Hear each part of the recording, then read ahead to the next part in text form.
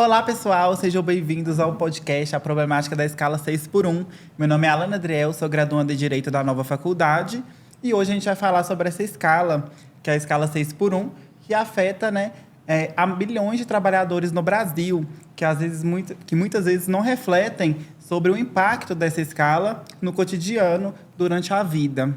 E hoje, temos aqui nossos convidados maravilhosos.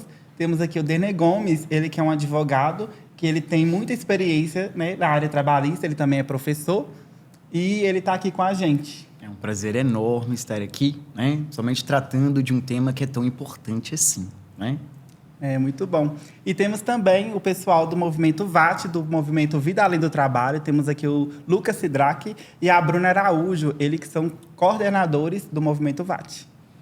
Queria agradecer o espaço, parabenizar pela escolha da temática. Eu acho que é fundamental, nessa altura do campeonato, a gente usar de todas as mídias e espaços para falar sobre como a escala 6 por 1 é prejudicial para as nossas pessoas. Então, estou bastante feliz e acredito que vai ser um momento bastante produtivo, de bastante didática e de bastante troca. Eu que agradeço a presença de vocês aqui hoje. Eu também quero agradecer ao espaço, muito obrigada pelo convite, me sinto honrado. E a gente está aqui, desmitificando e tirando dúvidas e trazendo todas as informações necessárias que as pessoas precisam saber sobre o fim da escala 6 por 1. Isso, que maravilha. Então, gente, para começar, eu queria falar um pouco sobre a escala 6 por 1, gente? Que a escala 6 por 1 é a escala onde a pessoa trabalha 6 dias consecutivos e tem um dia de descanso, que é o descanso semanal remunerado, isso. Lá na folha de pagamento fica como DSR, muita gente nem sabe o que é, vê lá e nem sabe o que é, mas é isso. Trabalha 6 dias consecutivos e tem um dia só de descanso. E vamos começar, falando um pouco sobre o movimento VAT. Eu quero saber de onde veio o movimento VAT. O movimento VAT ele é um movimento bastante novo, e aí é interessante a gente localizar ele em um período de retomada das discussões em relação à escala de trabalho, às condições de trabalho, não só no Brasil como no mundo, que nos últimos anos tem sofrido bastante ataques e um retrocesso muito grande em relação aos seus direitos, não só aqui, mas também na Europa, em outros países da América Latina. E nesse cenário surgem alguns movimentos em alguns lugares, dentre eles o VAT, a partir de um vídeo viral do Rick Azevedo, atualmente vereador no Rio de Janeiro, que falando um pouco ali, pistolando sobre a sua realidade. Ele, naquele período, era atendente de farmácia, e aí ele grava um vídeo para o TikTok, esse vídeo viraliza, pessoas começam a aglutinar ao redor dele, e aí esse grupo começa a tensionar e direciona até entrar em contato com a Erika Hilton, a deputada federal, que abraça a pauta e apresenta a PEC. Isso num período que não tem nem 2 anos. O movimento faz 2 anos agora, em setembro.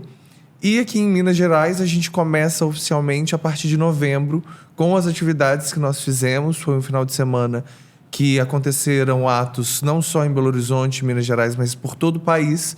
Aqui no estado, a gente conseguiu mobilizar 11 atividades naquele final de semana, onde a classe trabalhadora se encontrou na rua. Aqui em Belo Horizonte, a gente teve um ato de quase 3 mil pessoas debaixo de chuva.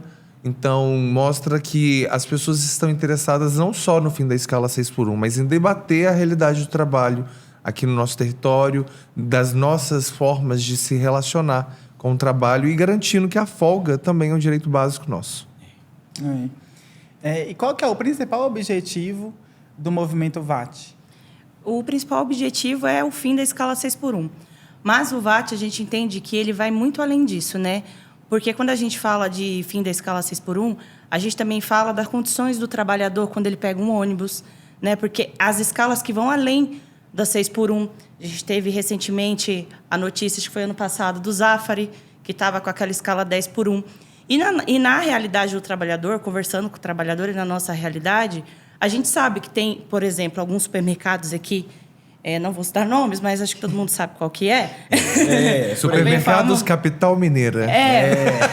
E a gente também já ouviu relatos de pessoas que têm suas folgas mudadas de última hora e trabalham 8 para folgar 1. Então, nosso objetivo é acabar com o fim da escala 6x1 e melhorar a qualidade de vida do trabalhador e trazer o trabalhador para refletir que ele merece uma vida digna, ele merece uma vida com os seus, ele merece uma vida além do trabalho. Então, esse é o nosso objetivo, trazer essa conscientização. Certo. Agora eu vou fazer uma pergunta para o Denner, né? Pois não. Denner, o que diz a legislação brasileira sobre essa escala 6x1? Bom, nós temos aí principalmente a CLT, né? O artigo 67 da CLT, ele traz a escala 6x1 na sua grafia de forma mais específica, né? Porque o que ele vai falar? Que será assegurado a todo empregado um descanso semanal de 24 horas consecutivas, preferencialmente aos domingos. E aí é o preferencialmente que muitas vezes traz um problema muito grande, né? Que a gente pode abordar um pouco mais à frente. Mas há, no aspecto trabalhista, essa determinação da 6x1 na CLT, né? Que é a consolidação das leis do trabalho, que teve aí as suas alterações em 2015, 2017, principalmente. E, atualmente, né? Infelizmente, essa escala ela ainda é considerada totalmente legal, até que a gente espera que as coisas mudem, né?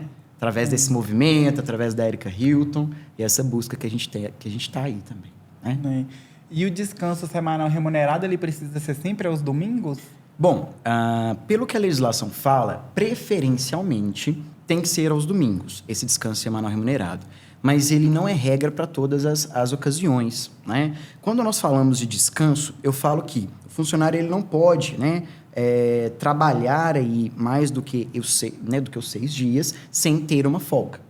Então, a lei, ela fala simplesmente isso. Ele precisa ter uma folga. E como é o preferencialmente, ela deixa em aberto. Então, em situações como supermercado, que é o ramo de alimentação, em situações como transporte, em situações como médicos, nós temos ali aquele descanso flexibilizado, em um dia diferente do dia de domingo, né? Mas isso é uma questão que ela precisa ser muito bem observada, porque mesmo as pessoas que trabalham, né, nessas situações como médico, como supermercado, esses serviços que são mais essenciais, que em regra não poderiam parar, a cada 7 semanas em que você não folgou no domingo, sua folga caiu numa segunda, caiu numa terça, caiu numa quarta, você tem que folgar no domingo, né?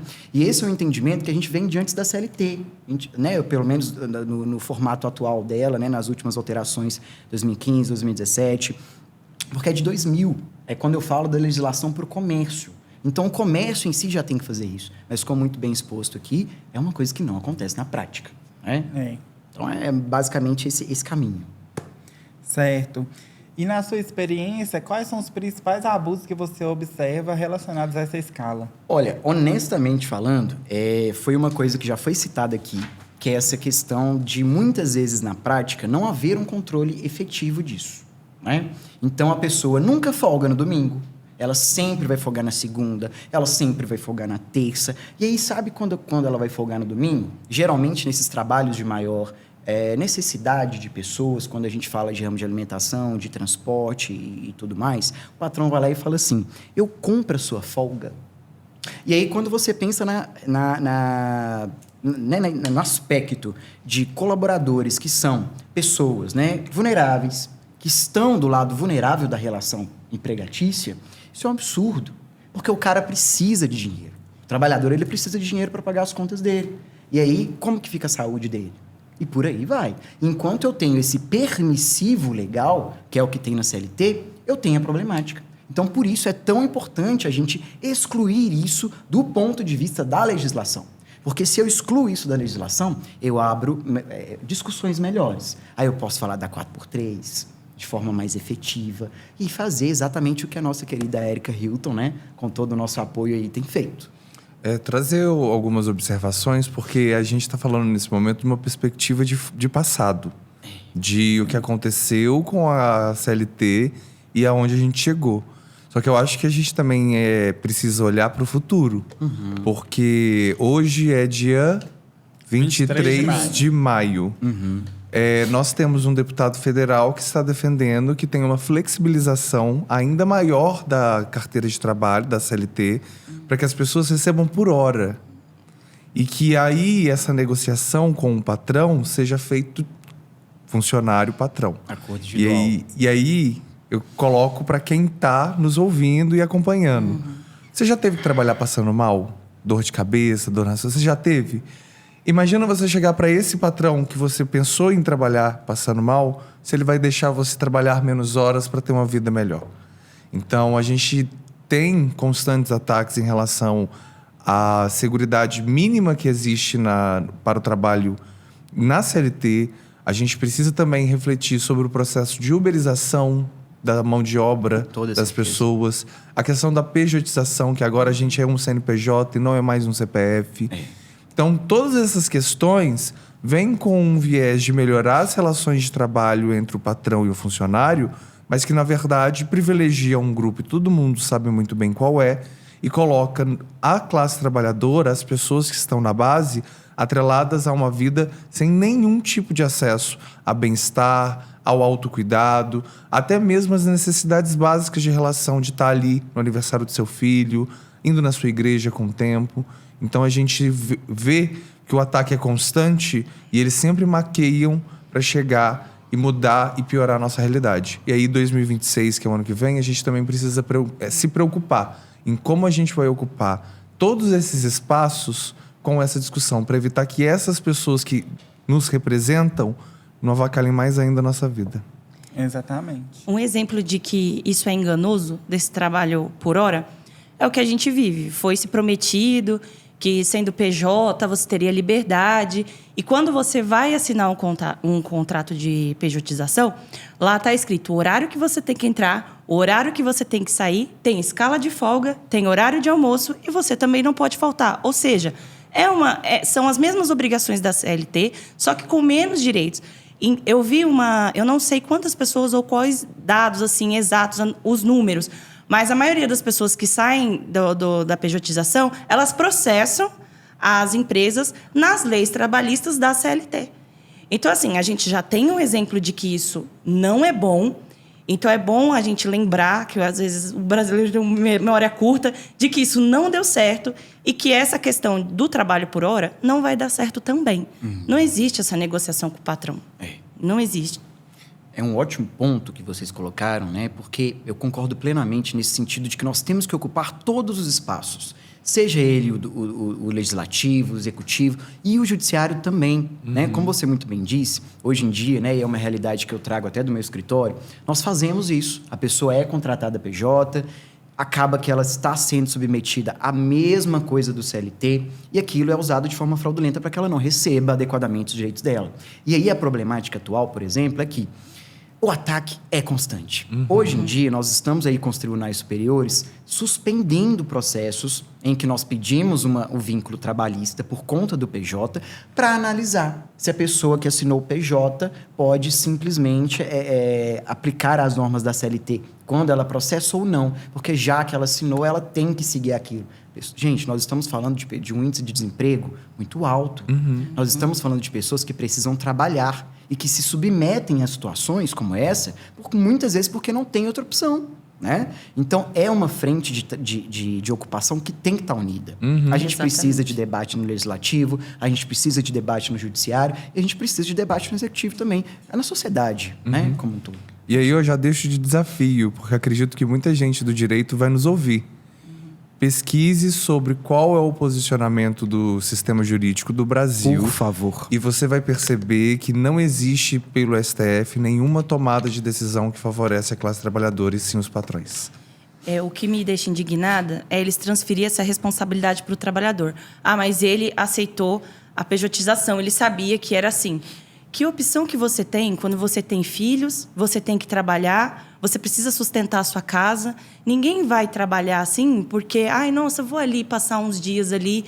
Não, você precisa sustentar a sua casa, você precisa sustentar a sua família. Então, o trabalhador, ele aceita num ato de desespero. Então, é muito injusto você responsabilizar o trabalhador por isso, por essa escolha. Ele escolheu porque ele quis. Não é bem assim, a gente sabe que não é assim. De fato. Pelo pouquinho da experiência que eu tenho trabalhando CLT, né, na escala 6x1, eu percebo que, por exemplo, existem alguns acordos coletivos, né, e convenções coletivas, e a empresa, ela simplesmente dificulta o acesso. E aí a gente custa ter acesso aos acordos para poder ver, né, e analisar o que está ali acordado. Porque, às vezes, tem coisas que são, como é que fala? passado, que precisam de mudança, né? Por exemplo, a questão da folga. Eu tive muito problema com essa questão de folga. De folga, às vezes, que não tendo horas positivas, saldo positivo no banco de horas, e tem uma folga ali forçada para pagar depois. Porque com a justificativa de que a empresa estava com baixa demanda e precisava dessa folga para poder pagar depois no dia que tivesse alta demanda. Então, assim, e aí a gente procura o acordo coletivo para poder ver se isso é previsto lá, e aí eles não dão o acordo coletivo de fácil acesso. Demora dias até você conseguir ter o acordo em mãos para poder verificar se aquilo está certo ou errado, e no final está errado, né? Mas é muito complicado mesmo. Sobre essa questão, e aí falando de alguns parceiros nossos, aqui no território, em Minas Gerais, nós somos muito próximos dos sindicatos. E os sindicatos eles têm sido muito importantes nesse processo de também ser ali não só uma parceria, mas de dar suporte para o movimento. E um dos principais sindicatos que a gente tem construído em conjunto é os sindicatos comerciários, onde grande parte da população atua na escala 6x1.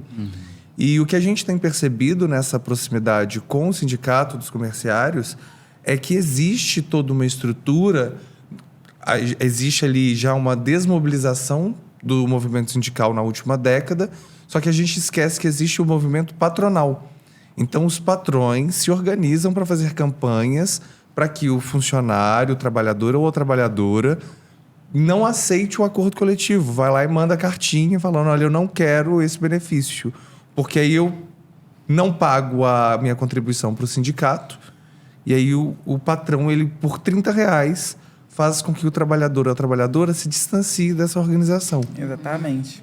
Então, assim, fica a dica, se aproximem dos sindicatos, porque o sindicato vai estar lá com o texto original, eles vão ter o texto, onde que perderam, onde que ganharam, e é essa relação que vai fazer com que a gente consiga.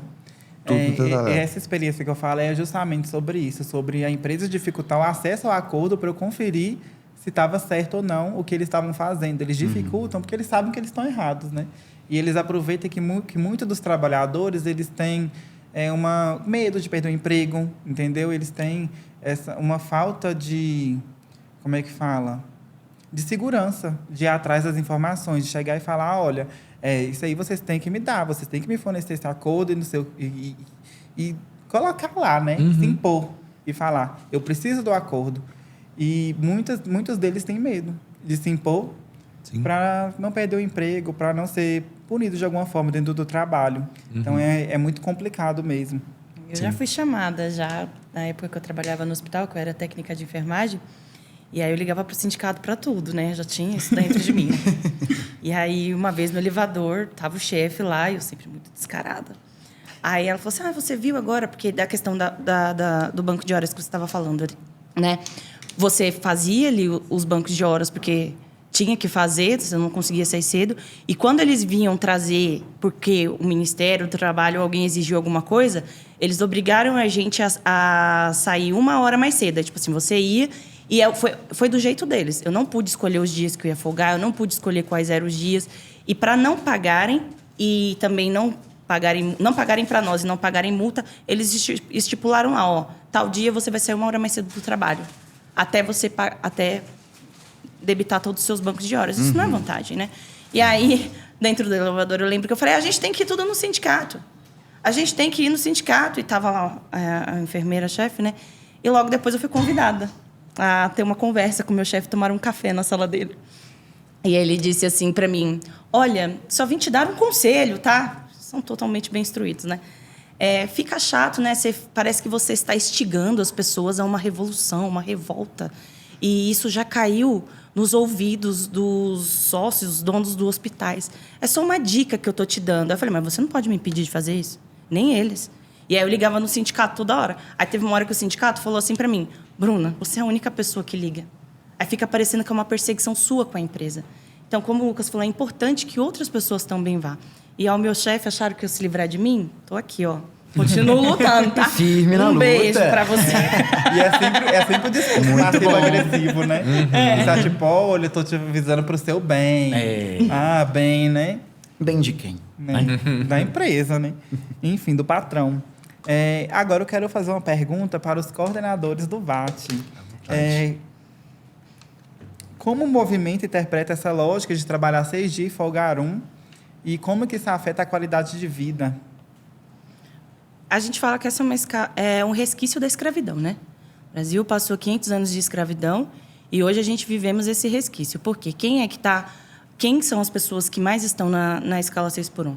Comunidade LGBTQIAPN+, mulheres negras, indígenas, mães, né? Quando você vai num supermercado, qual que é a maior... Quem que abrange a maior parte ali dos caixas, né? Quando você vai ver quem está limpando o chão, quem que é? Eu tenho a minha vizinha, ela é motorista, e ela fala para mim, Bruna, eu pego o serviço 5 horas da manhã. O meu ônibus lota de mulher. Lota. O que mais tem mulher pegando nesse horário. E para quê? Para ser vendedora. É sempre esses cargos, né? E ela afeta diretamente no psicológico do trabalhador, porque, como eu disse, além da escala 6x1, a gente tem um transporte horrível, né? A gente tem essa disputa dentro dos trabalhos de quem vai ficar com a folga do Dia das Mães. Eu já cansei de brigar dentro do meu serviço, porque no ano passado eu não folguei, esse ano eu mereço, porque que a coleguinha lá está folgando nesse dia e eu não.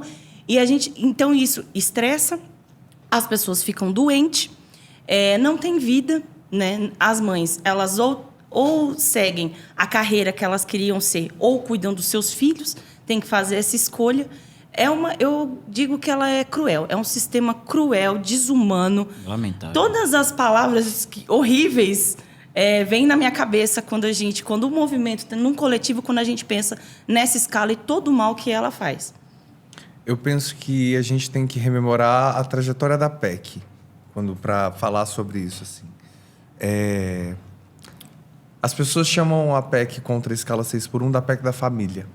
Eu acho que isso é bastante interessante, porque faz todo sentido. A gente está falando do direito de estar. Aquela velha lógica que foi passada para a gente, de que a gente precisa trabalhar muito, porque aí a gente vai ter condições de aproveitar a vida. A pergunta é, quem que você conhece que trabalhou muito, que aproveitou a vida? Porque, para mim, aproveitar a vida, e aí até contestando um pouco essa ideia de prosperidade que as pessoas querem trazer, para mim, o benefício e as minhas melhores memórias sempre foram com os meus amigos, com a minha família. Então, por que isso é menos importante ou mais importante que o meu trabalho? Então, essa PEC, ela está falando do direito a você praticar a sua religião, a você ir para a sua igreja e passar um dia a mais com contato com o seu sagrado. É a sua oportunidade de você estudar mais e melhor. É a sua oportunidade de ter um descanso digno para que a máquina, corpo, descanse e volte a trabalhar com uma melhor produtividade. Então, enquanto a gente está propondo o fim da escala 6x1, entendendo o impacto que ela causa nas pessoas, é porque a gente não tem permissão de ser. Quantos pais e mães de família perderam os aniversários, os momentos importantes, as apresentações na escola? Cobra-se muito de pais e mães, especialmente das mães, que acompanhem seus filhos na escola. Que dia que ela vai? Domingo? Conversar com o porteiro? Não dá nem um porteiro, né? Não, e aí você precisa resolver um problema no banco. O banco é de segunda a sexta. Você vai Em quando? horário comercial. Então, assim, é sobre essa questão que a gente está debatendo. É sobre o direito a ser humano, a estar ali com os seus, tendo liberdade, até mesmo de não fazer nada. E aí a gente também precisa trazer um pouco de leitura da sociedade, que não é sobre derrubar a escala e começar a escala 4x3, mas todo mundo aqui consegue lembrar de pelo menos 5 pessoas que automaticamente já vão arranjar mais 2 empregos. Então a gente também precisa trabalhar com os nossos e as nossas, entendendo que não é só sobre o trabalho, é sobre a vida além do trabalho. Ai, você ri até bonito, né? Ai, isso vai dar um corte lindo. Eu já tô aqui com Não os olhos brilhando, assim. Maravilhoso. É isso. E quais são os principais tipos de relato que vocês recebem referente a pessoas que são submetidas à escala 6x1? Saúde mental. As pessoas. É o principal. Depressão, burnout, ansiedade. O principal relato é a saúde mental. Depois vem a saúde física, né? dores, teve algum acidente de trabalho devido ao cansaço. E esses são os principais relatos que trazem para nós. E mais triste ainda quando a gente tem notícias de mães, né, que falam: meu filho encerrou a vida dele por conta disso. Então, assim, acho que o mais, assim, tem várias coisas, né, mas o principal é a saúde mental e, segundo, a física. Eu ia perguntar se existe algum padrão nesses relatos, mas você meio que respondeu já, né? Que é a saúde mental, no geral. Se me permitem um recorte nesse ponto, eu acho que é muito importante a gente lembrar que nós tivemos um movimento por parte do Legislativo esse ano em relação em relação à NR1, que seria aquela norma em que as empresas seriam um pouco mais, né, compelidas, obrigadas a cuidar da saúde mental dos seus colaboradores. O primeiro prazo em que ela entraria em vigência seria de 26 de maio. Foi para o ano que vem. Foi para o ano que vem. Então, assim, conveniente, né? A gente vê, né, essa escala desumana prosseguindo e não há nenhum tipo de suporte para o funcionário, para o trabalhador. E quando se tenta, não passa, suspende, né? Então, assim, é realmente esse ponto que você falou sobre a saúde mental é preocupante, né? É desumano. E com base nos estudos levantados pelo movimento, quais são os impactos dessa escala na vida fora do trabalho, que seria a suposta vida além do trabalho? Essa questão dos dados, o que a gente tem passado, e aí a gente tem um processo de construir audiências públicas nos territórios. Já aconteceu em Contagem, aconteceu em Belo Horizonte, aconteceu em Juiz de Fora, aconteceu em Santa Luzia. Não, Santa Luzia não, mas vai vir aí também. Vem aí. Vem aí. E aí, nessas audiências, a gente tem muito contestado, porque os dados que a gente tem acesso, tradicionalmente, vêm a partir do poder público, Ministério, Trabalho. Só que esses dados, eles... E aí a gente contesta a partir de... Primeiro, não temos muitos dados. Não temos muitas pesquisas. E o que tem você é contratada? Então eu vou lá, eu, empresa, falo para o Ministério que você trabalha. Então eu aviso que você trabalha 8 horas. E aí o Ministério fala assim, a Alana trabalha 8 horas. Só que a gente sabe que a Alana trabalha 11 horas, porque ela leva trabalho para casa, porque às vezes ela estende o trabalho dela. Então a gente é carente de informações sobre como é de fato a realidade do trabalhador e da trabalhadora no Brasil. E aí, assim, não é só no Brasil de maneira muito macro, é entender qual é a realidade do trabalhador e trabalhadora de Contagem. Porque a vida do trabalho aqui é diferente da vida de Belo Horizonte. Porque, por exemplo, a gente tem a realidade de ser cidades dormitórios, que eu acho que é um termo muito complicado, porque a gente ainda vive a cidade, mesmo tendo um grande percentual de que mora aqui e trabalha em outro lugar. Então, a gente entende que faltam pesquisas, temos parceiros, conhecemos mais um hoje. Com toda extrema certeza, por favor. E nós estamos construindo, ainda em fase bastante embrionária, mas possivelmente ali no segundo semestre deve vir, um seminário para falar sobre a escala 6x1. E aí, assim, a gente tem um professor da UFG que é muito próximo nosso, nós temos um professor da economia da UFMG muito próximo, agora a gente tem um professor de direito que também é muito próximo da gente. Com toda certeza. Tem também né? os estudantes de medicina de Betim, Isso. da PUC de Betim. A gente está juntando uma galera aí para a gente conseguir, né? Principalmente Eu rebater. futuramente também, tá? Vamos, todo mundo. Lindamente. Eles têm informação, mas vem aí. Vem aí. Vem aí. Como a sociedade naturaliza a escala 6x1 e qual que é o problema disso? Aí eu penso que a gente tem a naturalização não natural. Porque a gente nasce e cresce com... com 12 anos eu saí de casa e já trabalhava todos os dias. Com 15 eu já tinha você e aí eu já tinha que... A gente cresce... Quem não trabalha muito é vagabundo. A gente cresce nesse ambiente. Então existe sim a romantização, porque o povo brasileiro foi ensinado que ele é um povo trabalhador. Isso é muito bom, porque é verdade. Só que a gente também é um povo de festa, a gente também é um povo de cultura, a gente também é um povo de confluências. Então somos muito mais que isso. E quando eu falo que não é naturalizado, porque o VAT ele tem como metodologia pegar o nosso panfletinho e ir para a rua. A gente vai para ponto de ônibus em horário de pico, a gente vai nos shoppings, a gente vai nas lojas. E aí, quando a gente está com o material, ele sai igual água. Parece que a gente chegou assim, no deserto e com uma garrafinha. O povo vem numa fissura e aí o povo vai me dar que eu vou levar para casa. Porque não é naturalizada. A ideia de ter que se trabalhar muito, ela é enraizada. Mas as pessoas estão tão cansadas que elas não conseguem naturalizar. E aí é um não naturalizado, tipo... Poxa, eu posso até não ser da escala 6x1, mas minha mãe era. É. Minha tia, meu pai foi. Sabe? Ai, meu primo que acabou de começar no mercado de trabalho está sendo. E aí, assim, a gente tem resistência por esse imaginário que eu comentei antes, mas até nisso você vai vendo que as pessoas, quando vão defender, elas meio que caem num processo de reflexão. Peraí, eu estou defendendo o que exatamente? Que eu trabalhe mais e ganhe o mesmo? Porque a gente também está... isso é outra questão. Nós defendemos o fim da escala 6x1 numa substituição imediata pela escala 3x4, sem alteração nenhuma no salário mínimo. O que a gente quer é redução de escala, não é redução de recursos. Recurso tem. E aí eu acho que também é válido, nesse processo de construção, a gente entender todas as relações que vão ser impactadas por aí. Porque vende-se uma ideia de que o fim da escala 6x1 vai destruir o Brasil. Só que eu acho que existe caminhos para conversar com um pequeno empreendedor, com um pequeno lojista, com aquela lojinha de família, porque são perspectivas diferentes. O que a gente não vai aceitar mais, isso não é uma ameaça, é um recado de que vem aí, é que grandes empresas continuem usando dessa estrutura para impedir que a sociedade de fato avance.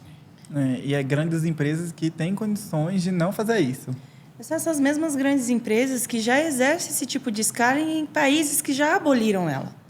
Então, assim, para eles começarem isso aqui no Brasil, assim como eles começaram, se eu não me engano, acho que China, Suécia, né, Inglaterra, para eles começarem isso aqui, eles já sabem como vai ser o processo, né? Então, assim, é incrível como eles mexem no caráter do trabalhador. Se eu exigir uma folga a mais, eu não sou uma pessoa digna, né? Então, quando a gente vai para a rua, como o Lucas falou, e a gente fala, olha, a gente está lutando pelo fim da escala 6x1 e a gente está querendo implementar a 4x3. Não, mas aí demais, mas aí ia ser vagabundo. Não, meu amigo. Mas quando a gente olha lá em Brasília e vê um Senado que fica lá só fazendo corte para fazer vídeo e virar TikToker, e eles trabalham na 4x3, você acha justo isso com você? Olha só a fila. Então, quando a gente está ali na realidade do trabalhador, no ponto de ônibus, no mercado, a gente consegue mostrar para ele. Uma vez, uma moça me questionou assim, não, moça, mas eu vou perder o meu emprego. Porque eles mexem com medo, mexem no caráter, no medo, todo o emocional. Acho que acredito, até arrisco dizer, por isso a saúde mental é tão afetada. Porque mexe na moral do trabalhador. Então, ela falou assim para mim, e eu vou perder meu emprego. Aí, não. Eu sou até a favor, mas nem vou ficar conversando muito com você, porque eu tenho medo de perder meu emprego. Eu falei, a senhora trabalha com o quê? Eu sou vendedora. Eu falei, quantos que você vende por dia? Ela, eu vendo por volta de R$2.000 em peça. Você vende 2.000, seu colega vende 2.000. Por dia, sabe lá Deus quanto que dá. Você acha mesmo, olhando no fundo dos meus olhos, que com todo o seu dinheiro, seu patrão não tem condições de te dar uma folga a mais, contratar uma pessoa a mais? Seja sincero, olhe para essa realidade. É verdade. E outra, seu patrão precisa mais de você lá trabalhando para dar o dinheiro para ele. Ele precisa fazer aquela venda. Mais do que você. Você tem o seu salário fixo, você vende dando o seu salário fixo. Ele precisa vender. Então, você tem que entender o seu valor e o seu lugar. Ela pegou o panfletinho, colou aqui e falou, vamos junto. Ótimo. Eu dei uma blusa dessa pro meu padrasto, né? Aí foi aniversário dele, eu até falei com ele assim, ó, a blusa é ótima, só não vai em entrevista de emprego com ela. Ai, gente. É isso. Então, eu queria compartilhar uma experiência minha também, com relação no meu trabalho. Mas não vou falar o nome da empresa também, que eu não sou doida, né? O que acontece? Teve um discurso lá, um briefing que eles chamam, né?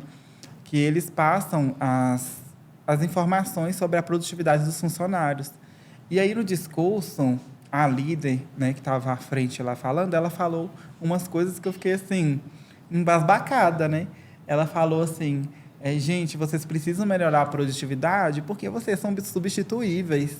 E ela falou com essas palavras, substituíveis. E aí ela até falou, passivo-agressivo, né? Falou, eu também, se me tirarem daqui amanhã, vai ter outra pessoa fazendo a mesma coisa que eu faço. Então, tipo assim, eu percebi que ela estava colocando os funcionários ali para fazer uma pressão neles. Ele estava colocando os funcionários num lugar de insignificantes. E eu achei isso, tipo assim, tão perigoso. E aí eu me revoltei, né? Igual você, né? Quando você exemplificou. Eu sozinha me revoltei. Eu fiquei assim, gente, mas como assim? O Dene me conhece de antes, ele sabe como é que eu sou. Fiquei muito revoltada. E quando eu falei com os meus colegas, a reação deles foi tipo assim, não, mas é assim mesmo. Todo briefing ela fala assim. Porque vou fazer... Tem um pouquinho mais de um mês que eu tô lá, ainda tô na experiência. Então, eu sou novata lá, eu já tô, tipo assim, chocada com os absurdos. É uma empresa muito grande. Né? E é normalizado lá entre eles isso. Chega a ficar natural, né? Parece... ser humilhado faz parte da minha rotina. Eu só queria deixar nítido que a Alana não está falando do atual emprego dela, é de uma coisa que passou há muito tempo, colocada do tempo. Exato. Não é o presente. Mas sobre quando eu falo assim que a galera tá sentindo, aquela rede de fast food do Palhaço Demoníaco tem ofertado vagas com um diferencial de serem 5x2. Algumas dessas lojas, sabe? A galera já... Mas eu acho muito perigoso, porque, por exemplo, nessa minha experiência de emprego que já passou... A escala é 5x2, porém eu saio da minha casa às 5 horas da manhã, pego o fretado 5h30, trabalho até às 17 horas. 17 horas, né, vou para pegar o fretado em frente à empresa, 17h20. Quando é 18h30, eu chego em casa para arrumar correndo e ir para a faculdade. Aí eu volto da faculdade às 10h30, já tenho que dormir, não como direito, não dorme direito. Não faz mais nada. Para poder ir de novo. Então...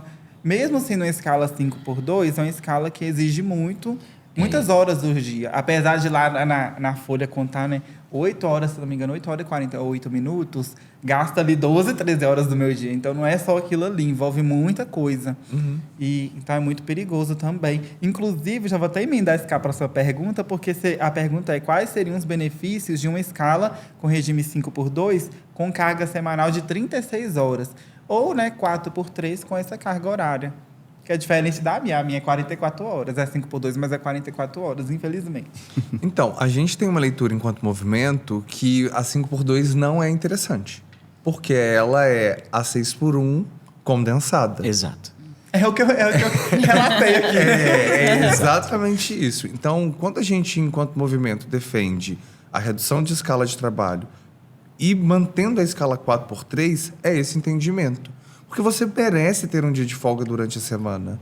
Você merece o descanso no final de semana, mas você também merece ter a oportunidade de resolver seus problemas. Então, a gente compreende que a escala 5x2, ela é uma falácia. Ela só está aqui para, tipo... vamos fazer desse jeito. Não adianta. Porque a pessoa que está na 6x1, quando passar para 5x2, vai ter as mesmas dificuldades. E fora esse malabarismo que vai ser feito. Então, é redução para 36 horas, não é? 36, mas a gente pode negociar e, se for mais... negociar mais. Assim, 30 horas, 30 28 horas, a gente vai aceitar sem o menor problema. Estamos abertos a negociações. Eu sou a favor da escala 1x6. Você vai lá, dá suas caras, se estressa, tem 6 dias para recuperar. Agora eu quero fazer uma pergunta para o Dene. Quais são os direitos mínimos garantidos para quem trabalha na escala 6x1? Não chorar na frente do público. Exato. Como é que é? Chora em casa que a cama é quente. Né? Mas é basicamente isso. Pessoal, em relação a direitos, né? É o direito de seletista. Então, são os direitos naturais que já tem aí na CLT. né? Que a gente pode falar aí da jornada máxima de 44 horas semanais, que é o que você muito bem ilustrou, mesmo em casos de 5x2, que é literalmente uma reorganização da jornada que seria 6 dias em 5 dias. Então, se mantém a mesma problemática no que diz respeito a cansaço, no que diz respeito à saúde física e mental, né? Então, esse negócio de escala 5x2, e aí eu não consigo, né, deixar de falar isso agora, com essa alteração, nós precisamos alterar de forma que nós não alteremos o salário e que as pessoas trabalhem menos. Porque se for para tirar 6x1, para condensar em 5x2 como oficial, nós estamos trocando 6 por meia dúzia. Então, esse é um ponto crítico que é muito importante a gente lembrar, né? E de tudo, né? Por mais que assim, entra a questão dos intervalos, hora extra, tudo natural, que são os direitos de quem trabalha 6x1. Mas um que é muito importante a gente lembrar e que é quebrado o tempo todo é o descanso interjornada. O que é o descanso interjornada? Você precisa ter 11 horas de descanso entre uma jornada de trabalho e outra. Você muito bem falou. Você chega em casa até hora meia-noite. E você sai de casa outro dia 6 horas da manhã. Há esse descanso de 11 horas? Ele já não há. E é um direito mínimo. É o básico do básico, que o trabalhador tem que se atentar, né? E, infelizmente, né, é uma coisa que nós não temos visto na prática qualquer tipo de atuação muito efetiva, seja do Ministério Público do Trabalho, né? Os sindicatos que são grandes parceiros e de fato são, inclusive são os locais em que nós, enquanto trabalhadores, nós temos que ir atrás, nós precisamos do apoio do sindicato, mas muitas vezes eles ficam de mãos atadas, principalmente pela cultura organizacional que as grandes empresas trazem, de que se você reclamar, você vai perder o seu emprego, né? Como muito bem já foi dito por aqui. O que o trabalhador pode fazer se o descanso não for respeitado? Não chorar na frente do... E chorar em casa porque a cama é quente. Mas, assim, a gente precisa lembrar que, hoje em dia, na justiça, ainda que nós falemos sobre o trabalhador, que é a parte hipossuficiente, que é a parte vulnerável, o ônus da prova incumbe a quem alega. Ou seja, aquele que está dizendo tem que provar muita coisa, mesmo que haja uma inversão desse ônus, né? Então, a grande recomendação é que sejam feitos registros. Ah, doutor, mas não pode entrar com celular lá no meu local de trabalho. Ok, mas no local de trabalho você está tendo um direito seu sendo violado? Porque se está, você tem todo o direito de gravar. Seja através de vídeo, seja através de imagem. O que eu não posso é deixar o celular aqui, por exemplo, e sair da sala. Mas enquanto eu sou o interlocutor da conversa, eu posso gravar. Então é manter as mensagens de áudio, fazer denúncia. A denúncia, ela funciona muito bem. Por quê? A denúncia para o Ministério do Trabalho, né, que na verdade é a Secretaria de Inspeção do Trabalho, faz com que a empresa seja ao menos notificada. E aí, quando a empresa é ao menos notificada, o jurídico dela, né, ou o compliance, o setor responsável, ele vai falar, opa, risco de prejuízo por alguma ação. E aí, às vezes, eles consertam, mas às vezes não. E aí, por isso que o trabalhador, ele tem que ter os registros dele. Ele tem que literalmente, construir as provas dele. E aí, ele tem que tentar resolver administrativamente? Ele tem. Mas aí, ele vai ter a resposta que o nosso caro Lucas muito bem brincou. É chorar na sua casa, não é? Então, nós sabemos que muitas das vezes registrar a situação, que é o ideal, ter essas provas. Tentou resolver administrativamente, não houve solução, é sindicato, Ministério Público do Trabalho. Ainda assim, com a fiscalização, não há resolução efetiva, é ação judicial. E, infelizmente, nós vamos abarrotar o judiciário com uma questão que não era necessário. Aliás, se todos nós, eu falo, as grandes empresas fossem éticas, nós não teríamos a quantidade de processo que nós temos hoje. Mas o que é ética? Não, vamos entrar em outro item, né? Direitos. A gente tem direitos. A gente tem direitos. Bem assim mesmo. Eu lembro uma vez que eles me deram uma advertência por eu ter muitos bancos de hora. Pandemia, você sabe como é que foram, né? Não tinha como a gente sair no horário. Que absurdo. Foi horrível. Olha o sangue do advogado aqui. Já está até talhando. E aí ele me deu lá uma advertência por eu ter excesso de bancos de horas na casa que foram geradas na época da pandemia, que nem funcionário tinha. E que eles pediram para mim fazer esses bancos de horas. Assim, é uma lógica. E aí eu fui tirar foto porque eu achei que é um absurdo. E a funcionária colega, que é incrível, que é sempre um colega seu. Sim, é difícil. Não falou pode assim, celular, não pode tirar foto. Não pode tirar foto. Ele proibiu de tirar foto. O coordenador fulano disse que não é para tirar foto. Aí eu peguei o papel, muito da desaforada. Poxa, um seu documento. Puxei o celular, pá, diga a ele que eu tirei foto. E diga mais, não vou assinar. E devolvi. E mandei pro sindicato. Muito bom, muito isso bom. é- Seu Não me direito tava sendo aconteceu violado. nada, mas depois ele falou que eu tinha que fazer aquela 1 hora e eu também não fiz. E quando eu saí, eles tiveram que me pagar todas as horas extras. Né? Que é o correto, né? Que é o ideal. Eles quiseram Então, tirem te foto, intimidar, sim. né? Tirem Eu tirava fotos, foto da... juntem provas. Isso é o direito do trabalhador. Folha de ponto, Isso é tudo. seu. É. Né? O que está ficando natural é isso, as empresas ficarem intimidando os funcionários e os funcionários não entender que aquilo ali não era para estar acontecendo. Uhum. E aceitar, né? Aqui eu vou trazer agora umas perguntas, né, umas dúvidas reais levantadas por trabalhadores que convivem com a escala 6x1, né? E aí, uma delas, né, que eu vou começar falando dela, é: meu salário pode ser afetado com o fim dessa escala? Se acontecer do jeito que a gente está defendendo, sem alteração nenhuma de salário. Mas é aquela coisa. Nós somos um movimento legítimo, nós trabalhamos com ética e estamos correndo atrás dos nossos direitos. Nosso Congresso pega todas as palavras e coloca o adjetivo contrário delas. Mas a luta é sem a redução PEC, salarial. a PEC bruta em si, ela não prevê a diminuição do salário. Não. Não. Então, aí Ela as mudanças prevê a que manutenção. acontecem no Congresso. O Congresso definindo a redução da escala de trabalho, ninguém perde 1 centavo do seu salário. Isso é inadmissível. Outra questão que muitos trabalhadores têm é: minha carga horária vai aumentar ou diminuir? A gente está com a redução de horas. Redução para 36. São 44 horas, né? E na PEC, por enquanto, está 36, mas eu ainda apelo para 30.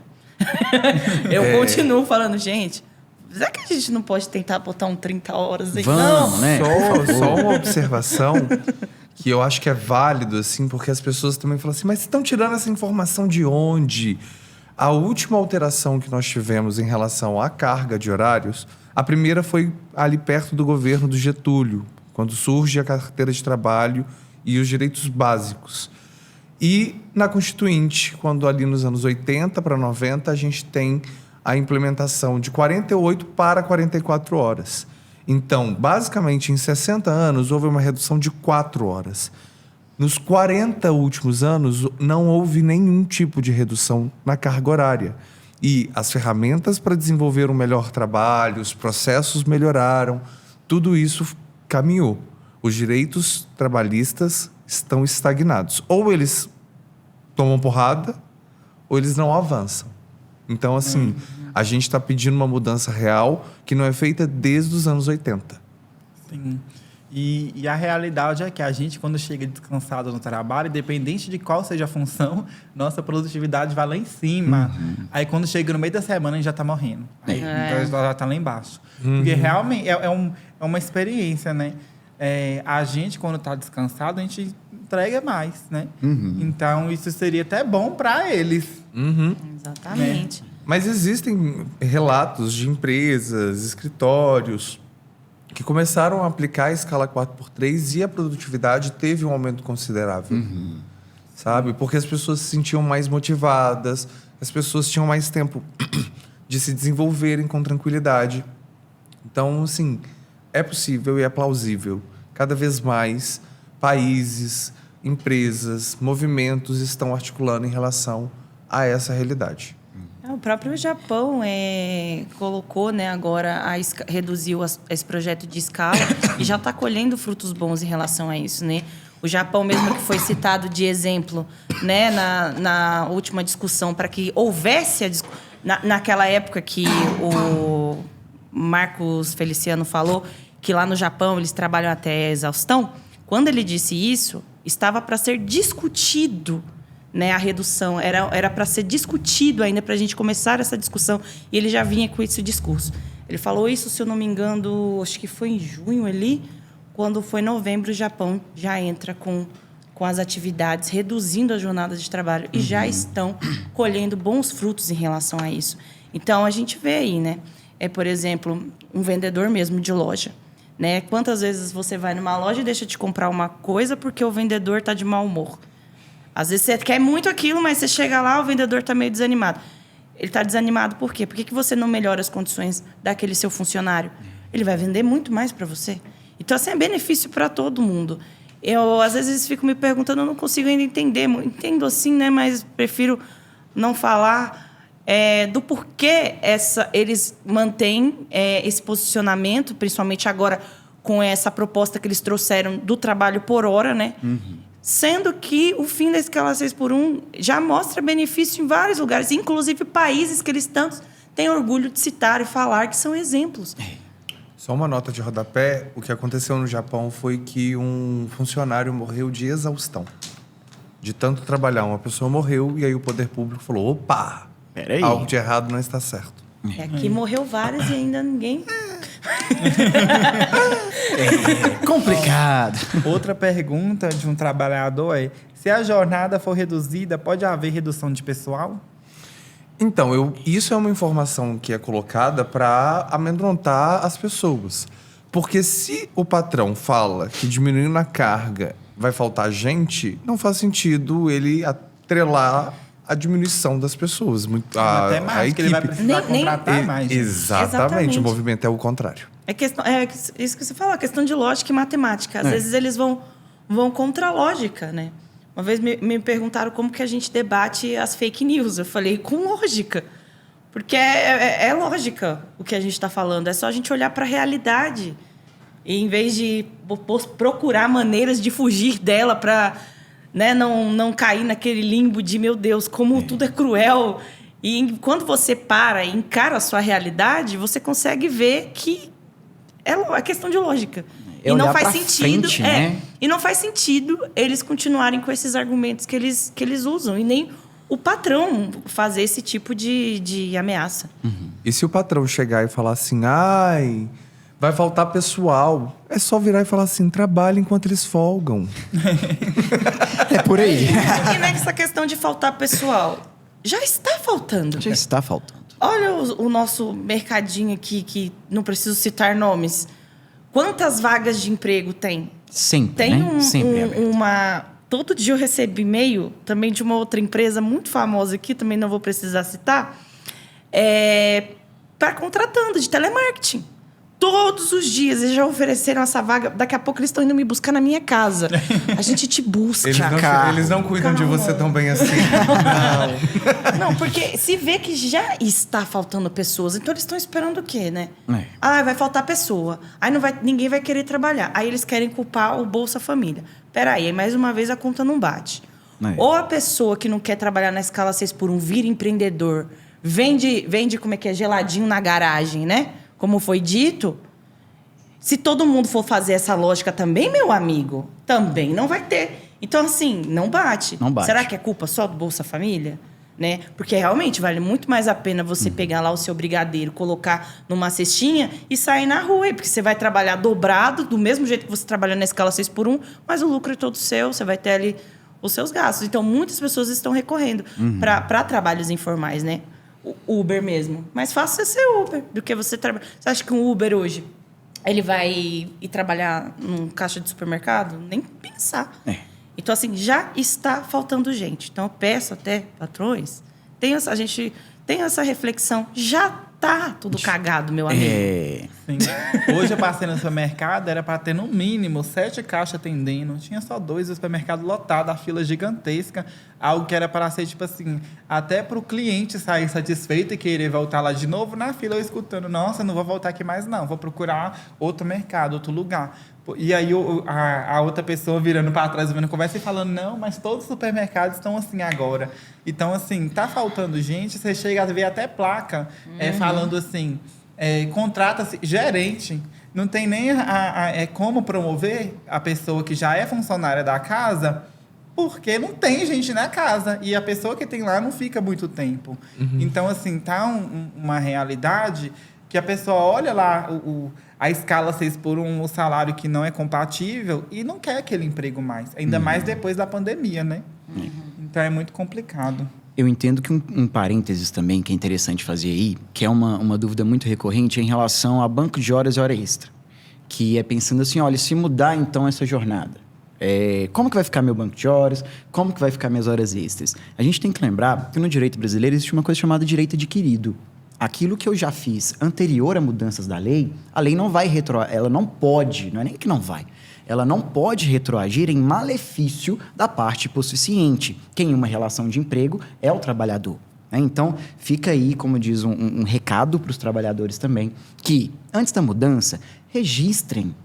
Vai lá, tira foto mesmo. Tirar foto mesmo das suas horas, do seu banco de horas. Seja para que, num prazo legal, que vai depender também, às vezes, de convenção coletiva, você tire a sua folga, né? Que, em regra, deveria ser uma escolha também do trabalhador e não só do chefe, mas que receba as horas extras. Então, não é porque vai mudar, né? A escala, que nome... Nossa, vai mudar, né? Mas não é porque vai mudar que eu vou perder direitos adquiridos em relação ao restante, né?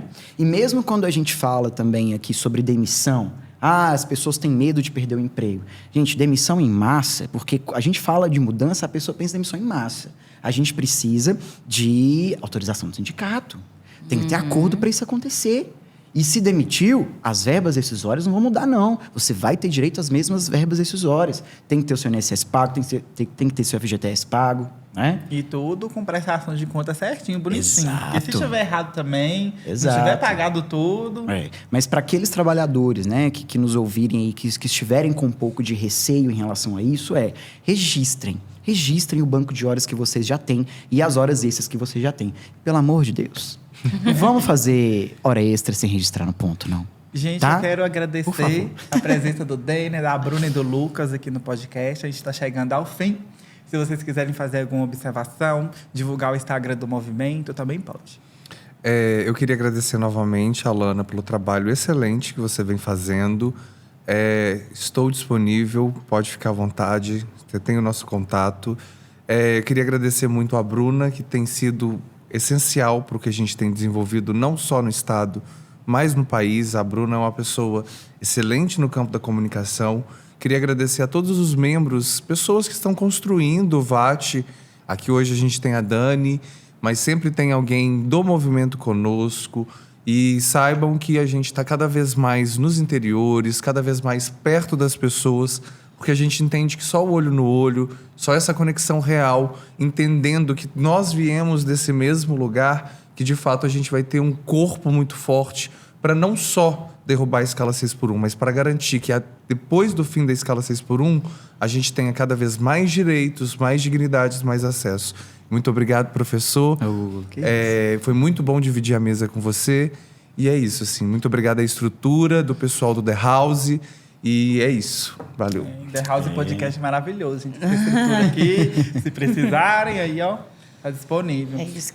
Isso que o Lucas falou é importante. A escala 6x1 vai acabar, mas o movimento Vida Além do Trabalho não. Então vamos continuar aqui. A luta continua, porque se parar de lutar, aí volta tudo de novo, né? Fácil. Facinho. Sempre tem aí uma reencarnação de um homem que fez algumas coisinhas erradas lá no passado e tenta colocar tudo em prática de novo. O meu problema são com as encarnações atuais, que estão fazendo muitas coisas erradas. São várias, né? Eu também queria agradecer ao convite, agradecer ao espaço, agradecer ao Lucas também. Porque eu não vim de luta social, eu não entendia nada disso, eu vivia numa bolha, eu acreditava em meritocracia, eu tenho um passado ruim. Sei como é que Perdão, sociedade, mas hoje eu já me redimi, encontrei o caminho certo. E eu estava totalmente perdida quando eu entro para o VAT na coordenação em novembro, quando tem esse ato aqui. E ele, assim, eu digo que ele estruturou o VAT. Ele colocou o VAT na rua, ele colocou o VAT para dialogar, ele colocou o VAT para conversar com os movimentos, colocou o VAT para a gente conversar com os políticos.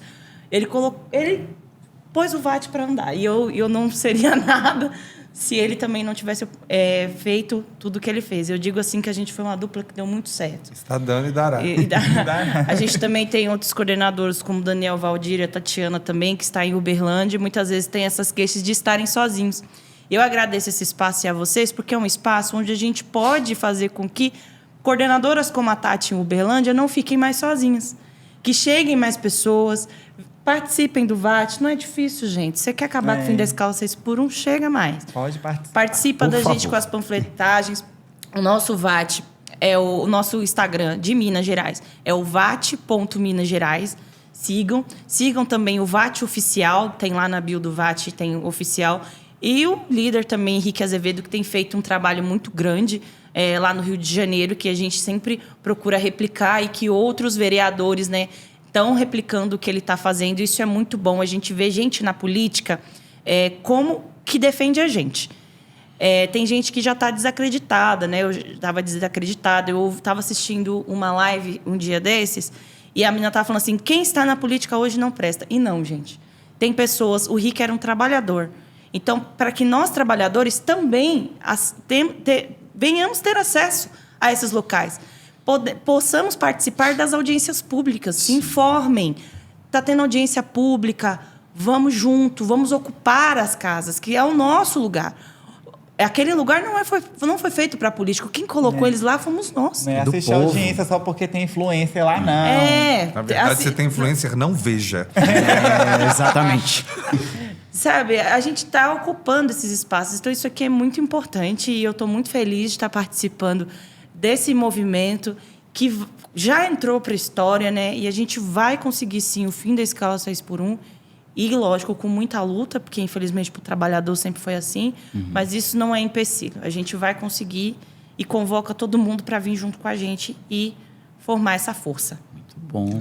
Isso aí, né? Também gostaria aqui de agradecer. Foi uma honra dividir a mesa com vocês, né? Ver um movimento social tão importante. Isso, né? Essa mudança dessa escala é algo que já era para ter acontecido há muito tempo. Então, ver pessoas engajadas nisso é muito bom, né? Agradeço a Alana também pelo convite e parabenizo também a nova faculdade por abrir esse tipo de problemática com os alunos. Porque, como, né, você muito bem disse, tem gente que ainda acredita em coisas que não são mais reais. Né? A gente pode citar aqui a meritocracia, mas isso é apenas, né, a pontinha do iceberg. Que esses estudantes de direito que estão nos ouvindo, eles possam refletir. Eles possam refletir sobre o que é ter dignidade humana. Porque é isso que esse movimento busca também, pelo que vocês deixam muito claro. Isso é muito bonito de ver. Né? Então é um prazer enorme. Muito obrigado pelo convite. Viu, Alana? Isso, eu que agradeço a presença de todos vocês. E para finalizar, gente, é isso. A gente entende que a escala 6x1 atualmente ela está dentro da legalidade, mas será que ela é humana? Será que ela é legítima? É essa reflexão que a gente deixa para vocês. Isso aí. Valeu. Muito obrigado. Mas assim, a minha escala 4x3 ó, não tem no Brasil. Não. Ainda. Pois muito que bem.